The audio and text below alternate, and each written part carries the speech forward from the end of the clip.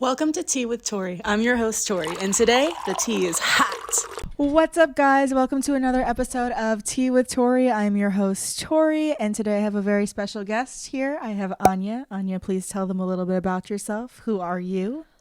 My name's Anya. I am a model / content creator. I play the violin. I speak French. I'm half Italian. Living in LA, just going through the journey. Just living your best life. Living my best life, trying to. So are you originally from LA? Yes, I am. Born and raised. Oh, born and raised. Cali Topanga. girl. Topanga. Mm-hmm. That just makes me think of Boy Meets World. Oh my God, yeah. Topanga. Yeah. She was the shit. She was Yep. like the archetype for like the cool girl. Oh my God, yeah, seriously. No, Topanga's where it's at. It is like hippie mania, but like bougie hippie. Like bougie hippies. Yeah. I think of like Bushwick in New York when I think of like bougie hippies. Okay, I've never been. You've never been? Have No. you been to New York? I have. Okay, just not Bushwick. Just not Brooklyn. No. I don't blame you. I didn't go to Brooklyn a lot and I lived there. Oh, shit. I'm like, I don't like to cross water. I live on Manhattan, so Yeah. everyone comes here anyway. Yeah. So how do you feel like growing up in like LA essentially? How do you feel like that shaped you as a person? Wow. I think it shaped me. It definitely shaped me for sure. I mean, it was quite the experience. I feel like growing up in Topanga, where I grew up, I was more sheltered from the city and the metropolis. And, you know, I grew up like hunting fossils and going on hikes every Friday and, you know, studying like lichen and different like fungi. That's so cool. No, it was really cool. And then, you know, on the weekends I would go see my dad, and he lived in like the thick of it all in the city. So I got a taste of, you know, the materialism and the judgment and like the sort of negative aspects of it. So that sort of was hard growing up, definitely. But I feel like Topanga and growing up with my mom and being over in nature was definitely like my safe haven. What do you feel like you gravitated more towards? Like, what do you feel like as you grew older, like you were like, I want to be with my mom more, I want to be with my dad more, like in the material life or like in the thick of it, in the nature? Honestly, it like fluctuated like in different periods in my life, like depending on, you know, when I was younger, like I really liked the nature, and I would actually slide under my mom's bed because it was kind of thick and she'd have like shoe boxes and storage and whatnot, and I would hide under there, and I was like, I'm not going to my dad's on the weekend. I'm not going. I was very adamant about that. As I got older and, you know, would meet like boys and things like that and going out to like restaurants and whatnot, like reaching like 16, sort of like early late preteens, I started to really like being in the city and going out and stuff like that. But it obviously got old really fast. Do you feel like growing up in LA, influencer life was kind of like a must have? Like it was either like you were an influencer or you just weren't anyone? I had moments. Yeah, no, I definitely had moments where I felt that, which is like so weird to say out loud. But I feel like it's all about perspective here in the city. It's super important, especially like being raised here. And I'm like, okay, there's definitely like this dynamic that's going on, and like this fake, like materialistic, egotistical side. And it sort of just depends on what you're looking for, you know. If you're it can be a great space to like connect and, you know, sort of climb the ladder if that's what you're trying to do. But, you know, take that with a grain of salt. It can be really fucking cutthroat. It can be really hard, for sure. So what do you feel like has been like the number one thing that's kind of gotten you through, like the talent that you've had that's like kept you in LA? Because I feel like even if you're born in LA, you find a way to leave if you're not talented in some aspect. It's very much a place where you have to find like your hustle or your talent or like something in you that keeps you here. Oh my, yeah, no, absolutely. I think just like content creation and like meeting the right people at the right time, which I'm so grateful for. You know, I've been, you know, taking pictures. I take OnlyFans content, I take Instagram content, I take brand content, stuff like that, my own content. So I feel like that's sort of been the main thing keeping me here, because going anywhere else, it's not really that prevalent. Here, it's like everywhere you go, oh, can I post like a little story for like a sandwich type of thing? It's not, you go and you ask somebody like to, you know, in Oregon, in my mom's town, you're like, hey, like, can I post like for an ice cream? What the fuck are you talking about, you know? Yeah. So it's very different, and I'm definitely privileged to be here for sure. How heavily have your parents affected you as far as like your career choices? Like, do they support it? Do they not think that what you do is a career? Do they, like, how do they feel about essentially, because you're freelance, Yeah. you like do what you want when you want to, essentially. Yeah. You go from job to job as you please. Yeah. How do they feel about that? At first, I feel like they were very old school and they didn't understand. And, you know, they were like, hey, like, you went to college and the best high school and this, that. Like, what are you doing? And they just really didn't understand. And as they started to see, like, you know, the stuff roll through and everything sort of starting to fall into place, I feel like I sort of had to show them, like, who I am to make them believe it. And I feel like that's sort of the most important thing. Like, if you really want to do your own thing and you really want to follow your dreams, like, you just got to show them. Like, you could just sit there, wait, and I'm going to show you. Yeah. Yeah. What was the first paycheck that you got that was like, oh shit, like I can be like an influencer, like this is an actual job, like I can kind of live off of this? That's actually tough. I'm trying to remember. I think it was a brand deal. It was some random brand deal for some tech company. And I like posted a story, and I think they were offering like maybe, I don't know, something like pretty high for a story. And I was like, okay, but this is also when the algorithm was different. Like Instagram was more like TikTok, like more conducive for growth. So it's definitely different. Now I feel like I'm not so much making money with Instagram, more with TikTok and other platforms. But that's when I was like, okay, like, especially with tech brands and, you know, brands that have like a lot of, like Revolve, for instance, they have like a lot of money to put out. Yeah. So they reach out to a fuck ton of influencers, like even micro influencers. And I feel like it's like a really good marketing tactic, because you get like everybody, you know, you just refresh your feed and you have like smaller girls in random places. Like everyone's wearing Revolve. Yeah. Literally. Are you going to Revolve Festival? I'm not. No. Are you? I am. Oh my God. I'm so excited. I bet. The lineup is sick. I haven't even seen it yet. Oh my God. You gotta check it out. It's so good. I'm so excited. That's why I have the pink in my hair. This is going to come out way after. That's why you have it. That's why there's pink in my hair. Looks so good. Little Because sparkles. I'm filming it before Coachella, but it will come out after Coachella. But I'm going to Revolve Festival, actually, not Coachella. Okay. Dun, dun. Dun, dun, dun. So, what would you say has been the hardest thing for you being an influencer and being in this world? A lot of hard things. Let me think. Probably self-esteem. For sure, self-esteem. Struggling with that like inner monologue of like, which is anxiety. Like, you're not good enough, you know. You're not good enough. You're not shit. This person is further along and they're even younger than you are.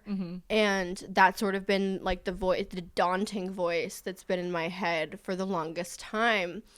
And then just through like life experience and talking to the right people that I'm so blessed and grateful to have in my life, I've realized, like, why give a shit, you know?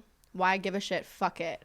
And I've, you know, found solace in this mentality, and I just stopped caring. You know, I stopped caring what people think. I stopped caring about their opinions, because at the end of the day, it's not going to make or break me. It doesn't matter. And it took like experience and talking to the right people to realize that. So, yeah.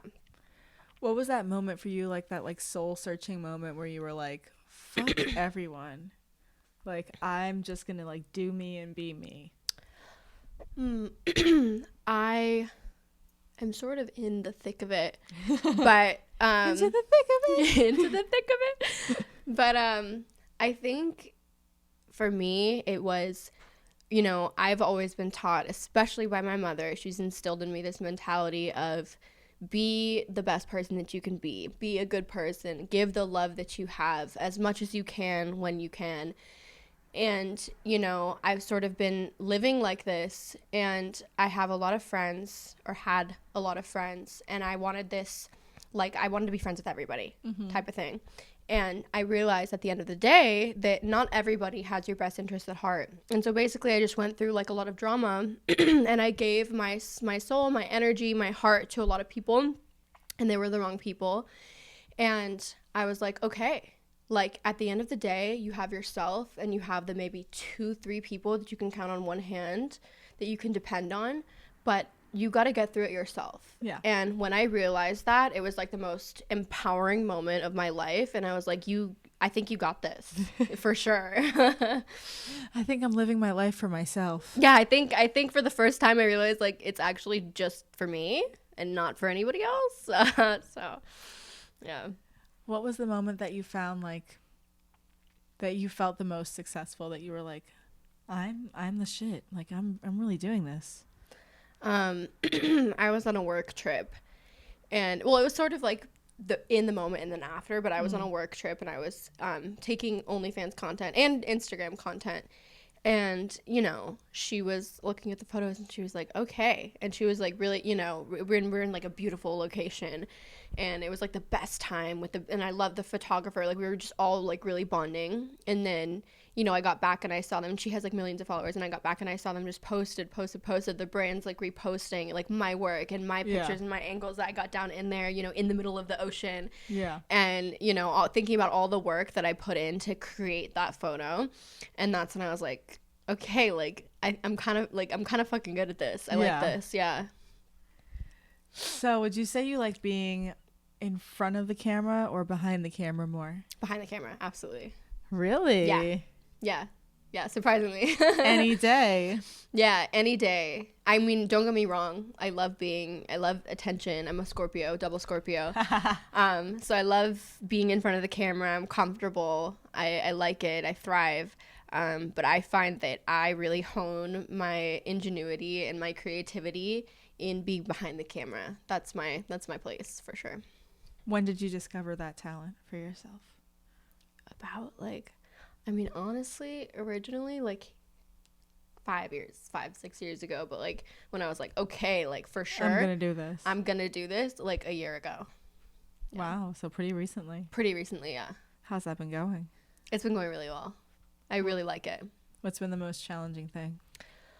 The most challenging thing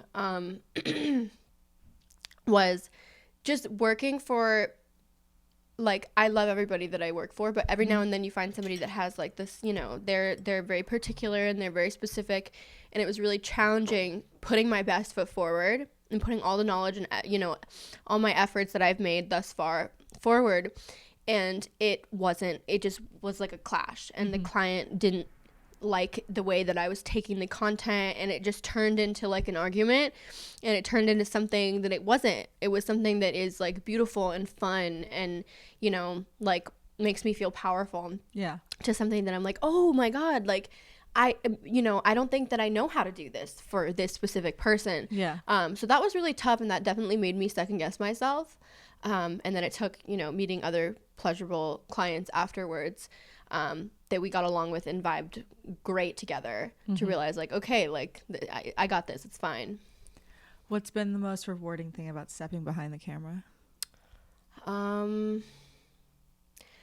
don't know if it's like the gratification that I get and like the reaction and the satisfaction and the confidence that the photos that I take bring to the client, or if it's the money. I don't know, honestly. I think they're both up there. It's great.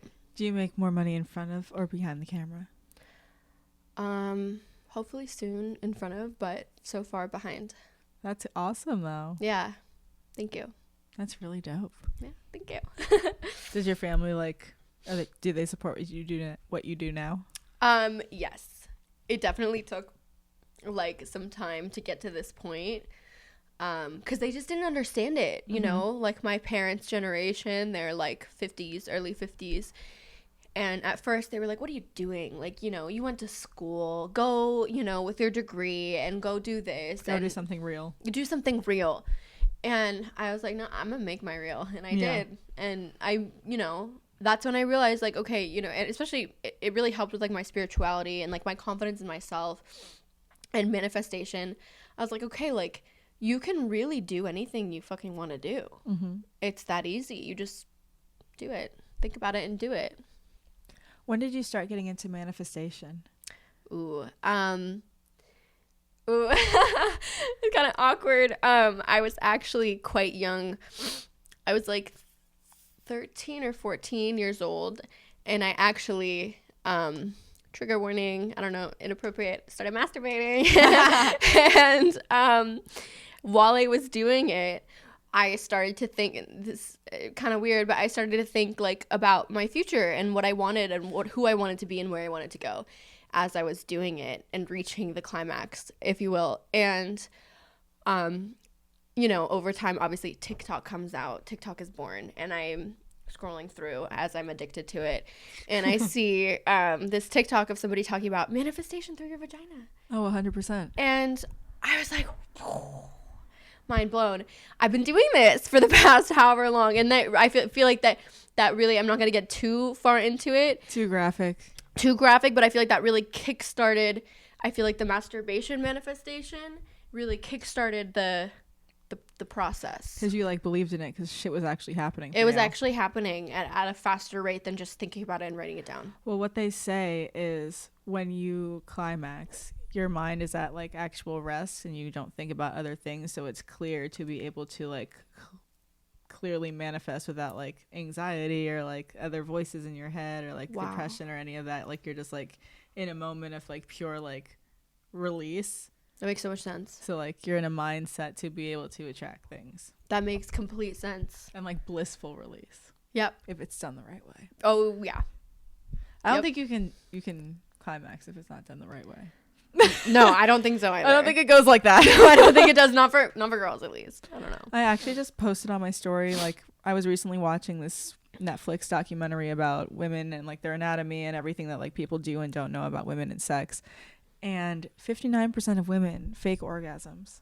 Oh, I'm not surprised. That was a very jarring thing for me to find out, because I don't know why you would give anyone the satisfaction of like, you did this for me, if they didn't. Well, I'll tell you why. So me, I'm taking it you have then, if you're about to tell me why. Of course. Oh my God, I have not. Okay, lucky you. Well, coming from a girl who's faked it many a time, it's just to get them to leave you alone, like to get it to stop, because it's so goddamn fucking egregious and bad that you just gotta, I'm finished, type of thing, and then they stop, and that's how it was for me. So lucky you that you've never had such bad sex that you had to fake an orgasm to get it to stop. But like, how do you get to the point that you're having sex with like, we're not fucking if you can't make me come like before your dick goes in me. Wow. That should be, you know what, prerequisite. That's a prerequisite. Wow. Because like you're definitely like, so think about it this way, like you're not going to focus multitasking if you can't focus with a single task. That is so true. And like we all know, the second that your member gets involved, like you're not focusing. Yeah. Wow, that is so true. I'm going to have to implement that one. You have to. Wow. Make him do it before. Yeah. It's like insurance. Because you know they will. Yeah. They're definitely going to. Literally. Wow. I wonder if guys fake it. How would a guy fake it? Well, I don't know. Because there's like stuff that comes out. So yeah, there's evidence. There's evidence of a fakeage. There's evidence Maybe of a like fakeage. spit, but like that's That's crusty. Yeah, that's weird. Yeah. Not the same. I feel like if you're smart, you'd know. Yeah. For sure.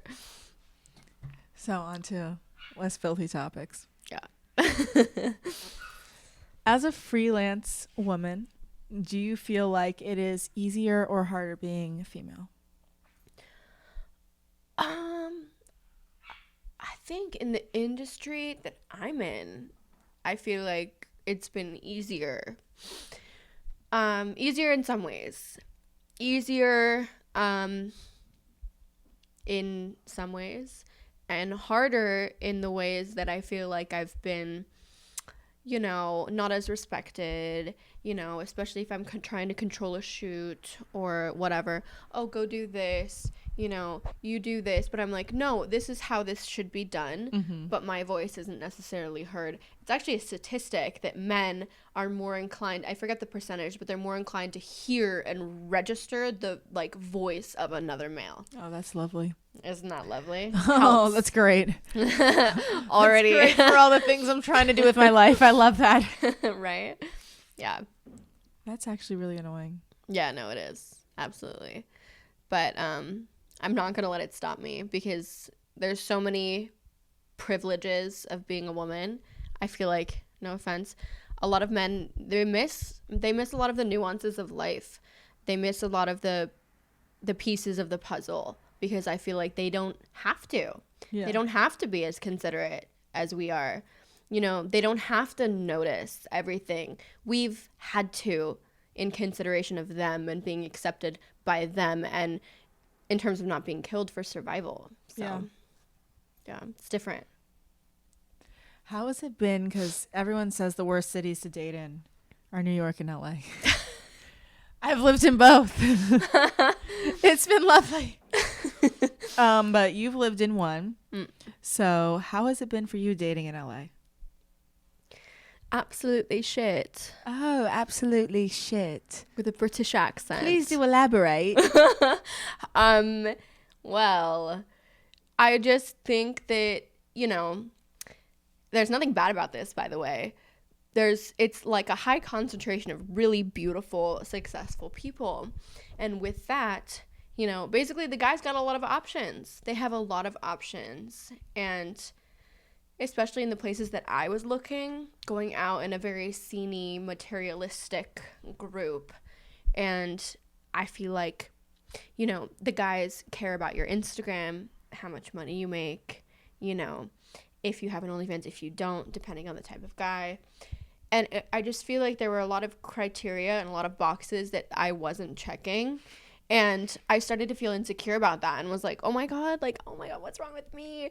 And then I sort of gained a little bit of perspective, went to Europe to visit my dad, went to Oregon and, buttfuck population 109 to visit my mom, and gained a little bit of perspective and was like, oh my God, why do I even care in the first place? These are not even the types of men, if you will, that I would allow into my life to take care of me and support me. And I couldn't even imagine those types of guys doing what I need them to do, or what I need in my life for me.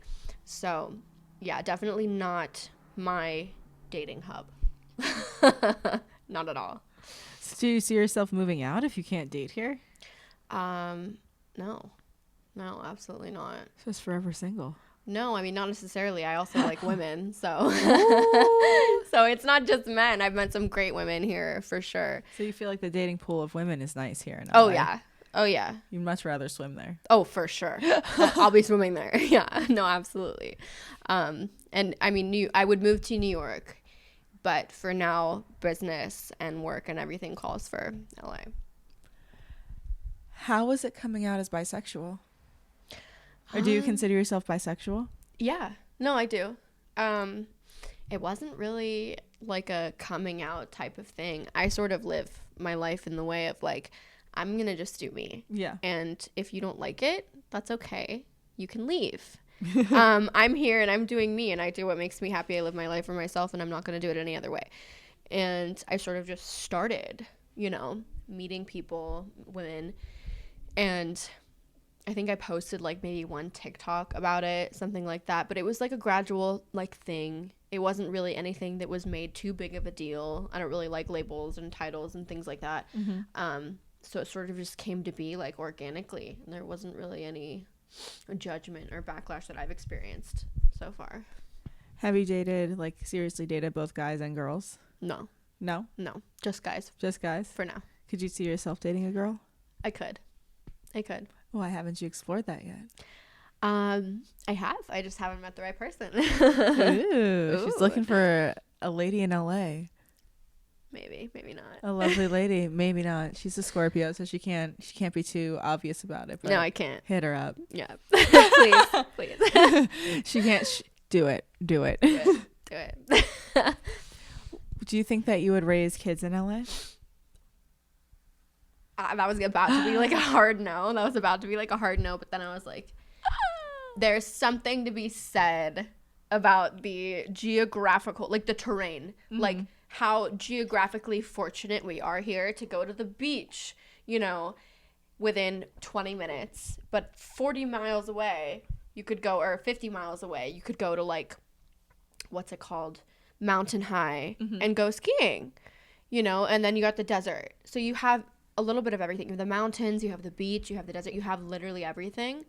And it's, you know, I grew up here, so it's beautiful. I love it, but I don't necessarily know about the people. I found my people, but generally speaking, it can be hard for sure. Do you feel like, because you, I'm sure, know a lot of people from LA, obviously, because you're from here, but I, of course, know a lot of people that are not from here because I am a transplant myself. Do you feel like LA gets a bad rap because of the transplants that come here? I hate to say it, but like, I'm gonna just be real. Yes, absolutely. Because I feel like you already have the people here, at least, like, and I'm not speaking about everybody. There's amazing people here, but I'm talking about the toxicity, like in the thick of it, in the rut, in the cesspool. And you already have like toxic people, right? And then you have the people that see the TikToks and they see the whatever. Mind you, most of the people making these TikToks are the toxic people. Yeah. So these TikToks go viral about like everything that is LA and LA culture and pastillo and this shit food that looks great and whatever. And people come here with this idea and, you know, they see these influencers and these people with like the followers and they think that they're shit. And that's where they get screwed because they think that these people are shit, so they emulate their behavior. And this is just my personal experience and me witnessing this happen. And they sort of turn into that toxic, you know, misfit toy who's just broken and lost that was originated here in LA. And they multiply and then more of them come and then they sort of ruin it in some ways because they come here with this idea of what LA is. And it's not at all what it is or what it should be. Yeah. And then they emulate that and they become that. And I feel like a lot of people, you know, I've seen some people come from like North Carolina, from Oregon, from Wisconsin, whatever. And you see them and then 5 years later and they're like a completely different person, not the same and not necessarily for the better. And that's unfortunate. Do you feel like LA is a make or break type of city? Depends on who you are. But if you're a weak person, which, you know, I feel like we all are in some aspects, it can be really hard. You know, I don't know if I'm fortunate in this aspect, but I've grown up here, so I'm able to see all the different nuances, all the different sides, you know, the suffering and also the like complete and excessive hedonism. I've seen both sides. So, you know, if you're somebody and that you haven't and you come here and you have just like a closed off perspective, you know, maybe you're like, okay, you walk into a party and you think that LA is just this one small group of people and one girl that you think is cool looks at you like you're not shit and you take that to heart and you believe that. And that really would suck. And that would suck. And I feel like for some people that's the case. And it shouldn't be, but it is. Do you feel like because you grew up here, you met a lot of like people you idolize or like people that like you kind of looked up to and it kind of destroyed it for you? What do you mean destroyed it for me? Like if you looked up to someone and you met them in real life and they just like, we're not good people. Yeah. No, it's happened. Actually not more so than not, but it's happened a lot. And I feel like it's definitely more so with like social media people in like the newer age of fame and social media and whatnot, rather than like older, like more classic like actors and singers and more like traditional fame, I guess, if you will. Yeah. And I think that that's just like the different way that it was portrayed. Like back in the day, it was just like magazines and paparazzi and this, that. And now it's like, you know, actors and TikTokers and whatever content creators are in their rooms creating content at all times whenever they want. So it's definitely a rude awakening to meet some of these influencers, TikTokers, if you will, and, you know, see them practicing or preaching one thing And behaving a whole nother way. And I'm like, you know, hey, like, and I sort of took a step back because I met this one. It was a female, and she was a pretty big TikToker, and I met her, and all she's talking about sisterhood and women and this, that. And I went up to her, and I was like drunk at a party, and I was like, hey, like, you know, I see your videos, like, those are, you know, so awesome, whatever, congratulating her. And she was like, oh my God, like, and like looked at me like, you fucking weirdo. And I was like, oh, so you're not about the sisterhood. so it's you're okay. You're not No about sisterhood the of the traveling pants for you. It's all right. Nope. No, I was like, oh, you're not as nice as you seem.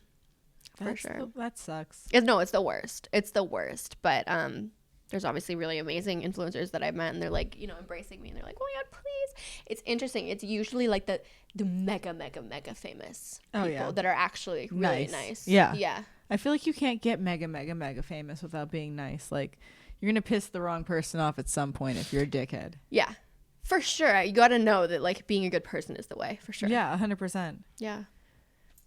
Have you noticed that being a good person, like nice guys finish last type shit, or have you noticed that has gotten you personally further?